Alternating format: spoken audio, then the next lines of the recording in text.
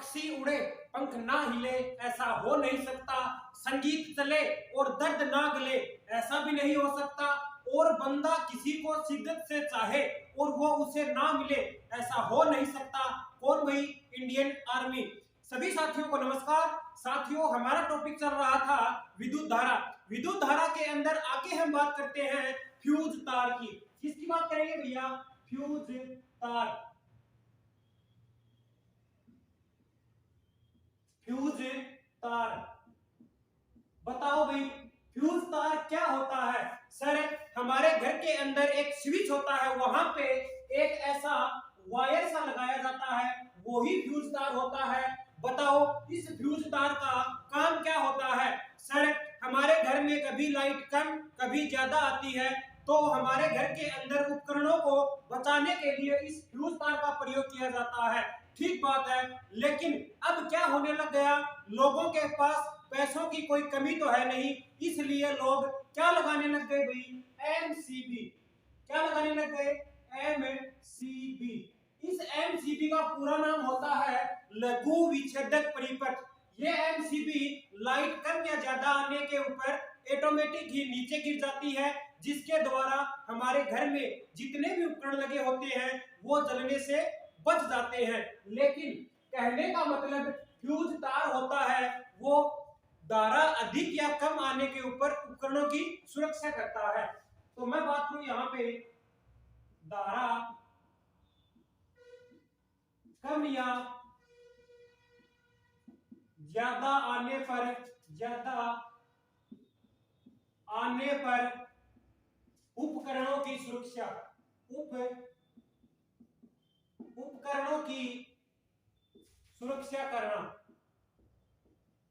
उपकरणों की सुरक्षा करना किसके द्वारा भाई? फ्यूज तार से। ठीक बात है। अब आपसे पूछा जाता है कि फ्यूज तार होता है वो किस क्रम में जुड़ा होता है? तो याद रखना साथियों, वो श्रेणी क्रम में जुड़ा होता है। किस क्रम में जुड़ा होता है भैया? श्रेणी क्रम में। कौन भैया आपका? फ्यूज तार श्रेणी क्रम में। किस क्रम में जुड़ा होता है? श्रेणी क्रम में जुड़ा होता है। सर, आपने बताया था पीछे कि श्रेणी क्रम में क्या क्या जुड़ता है? एक तो जुड़ता है एमीटर, जुड़ता है विवाह शादियों की लाइट या सजावटी लाइट होती है वो श्रेणी क्रम में जुड़ती है, और टॉर्च के सेल श्रेणी क्रम में जुड़ते हैं। तो सर, वहां पे आपने ये भी बताया था कि जो समांतर क्रम में क्या क्या जुड़ता है। समांतर क्रम में याद रखना साथियों, वोल्ट मीटर जुड़ता है, घरों के अंदर जो लाइट आती है वो समांतर क्रम में जुड़ती है, और नगर पालिका की जो लाइट होती है वो समांतर क्रम में जुड़ती है। ठीक बात है। अब आपसे पूछा जाता है कि जो फ्यूज तार होता है उसका गलनांक कितना होता है? तो मैं बात करूं यहाँ पे फ्यूज तार के गलनांक की। बताओ भाई फ्यूज तार का गलनांक क्या होता है? सर, गलनांक तो कम होता है, और फ्यूज तार का प्रतिरोध कितना होता है? तो प्रतिरोध ज्यादा होता है। तो मैं बात करूं यहाँ पे प्रतिरोध की। प्रतिरोध कितना क्या होता है? ज्यादा होता है। प्रतिरोध क्या होता है भैया? ज्यादा होता है। ठीक बात है। अब आपसे पूछा जाता है जो फ्यूज तार होता है वो किस मिश्र धातु से बनता है? तो याद रखना रोज मेटल या Sn प्लस Pb से बना होता है। तो मैं बात करूं यहाँ पे मिश्र धातु की। मिश्र धातु किस मिश्र धातु से बनता है? कौन? फ्यूज तार। तो रोज मेटल, रोज मेटल या Sn प्लस Pb। Sn को क्या बोला जाता है? Sn को तो सर टीन बोला जाता है। Pb को क्या बोला जाता है? सीसा या लेड बोला जाता है। क्या बोला जाता है? सीसा या लेड बोला जाता है। ले लो स्क्रीनशॉट। फिर आगे बात करते हैं विद्युत बल्ब की। आगे हम बात करेंगे किसकी सर? विद्युत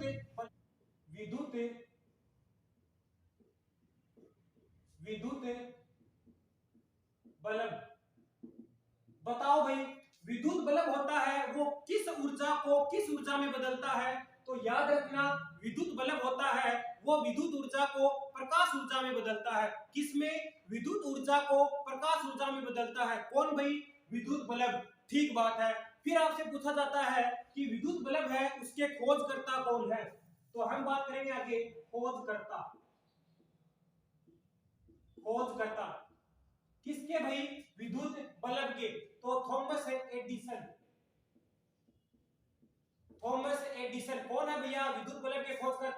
थॉमस एडिसन। ठीक बात है।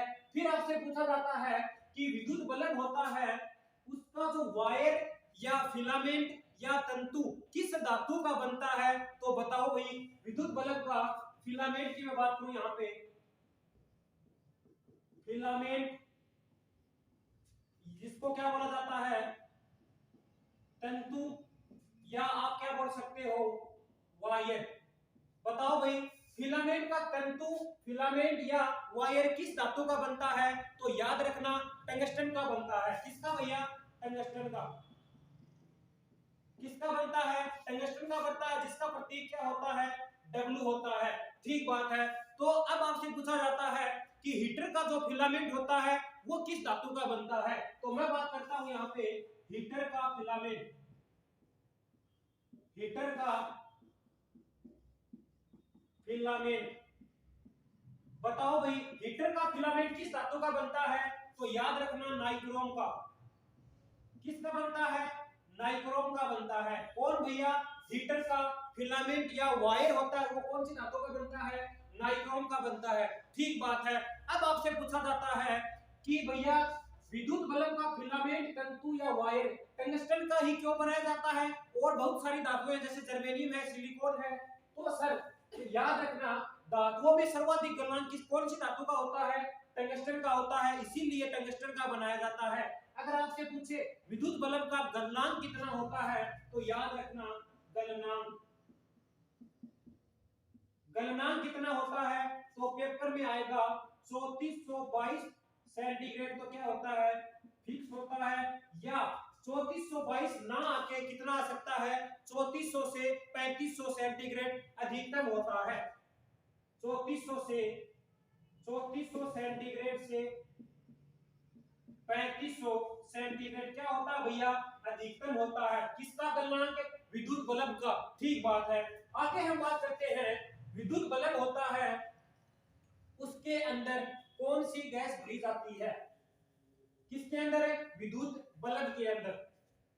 आगे मैं बात करूं विद्युत बल्ब के अंदर कौन सी गैस भरी जाती है, गैस की मैं बात करूं, बताओ भाई। एक तो होती है सर ऑर्गन, ऑर्गन जिसका प्रतीक क्या होता है, Ar होता है, और एक भरी जाती है नाइट्रोजन, नाइट्रोजन यानी N2। ठीक बात है। विद्युत बल्ब में कौन सी गैस भरी जाती है, ऑर्गन भरी जाती है और नाइट्रोजन भरी जाती है। अगर आपसे पूछा जाता है विद्युत बल्ब को जलनरोधी बनाने के लिए कौन सी गैस भरी जाती है, तो मैं बात करता हूं विद्युत बल्ब को जलनरोधी,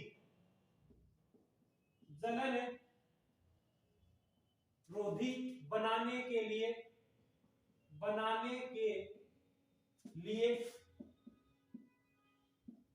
जलन विद्युत बल्ब को जलन रोधी बनाने के लिए कौन सी गैस भरी जाती है, नाइट्रोजन। कौन सी गैस भरी जाती है भैया, नाइट्रोजन, जिसका प्रतीक क्या होता है, N2। ठीक बात है। अब आपसे पूछा जाता है कि सर ट्यूबलाइट होती है उसके अंदर कौन सी गैस भरी जाती है, तो याद रखना ऑर्गन या मरकरी की वाष्प तथा पारे की वाष्प किसमें भरी जाती है, ट्यूबलाइट के अंदर। तो मैं बात करता हूं यहां पे ट्यूबलाइट में, ट्यूबलाइट में ऑर्गन, ऑर्गन या पारे की वाष्प, पारे की वाष्प जिसको आप क्या बोलते हो, क्या बोल सकते हो, मरकरी की वाष्प, मरकरी की वाष्प बढ़ते हैं किसमें, ट्यूबलाइट में। ठीक बात है। विद्युत बल्ब के अंदर कौन सी गैस बढ़ते हैं, ऑर्गन और नाइट्रोजन बढ़ते हैं। विद्युत बल्ब को जलनरोधी बनाने के लिए कौन सी गैस भरी जाती है, नाइट्रोजन गैस भरी जाती है। अगर आपसे पूछा जाता है कि ट्यूबलाइट में कौन सी गैस भरी जाती है, ऑर्गन, मरकरी की वाष्प या पारे की वाष्प भरी जाती है। ठीक बात है। अब यहाँ पे एक नाम आया है पारा। पारा पारा पारे से संबंधित 3-4 क्वेश्चन एग्जाम में पूछे जाते हैं, उसकी हम बात करेंगे। किसकी भैया, पारे की।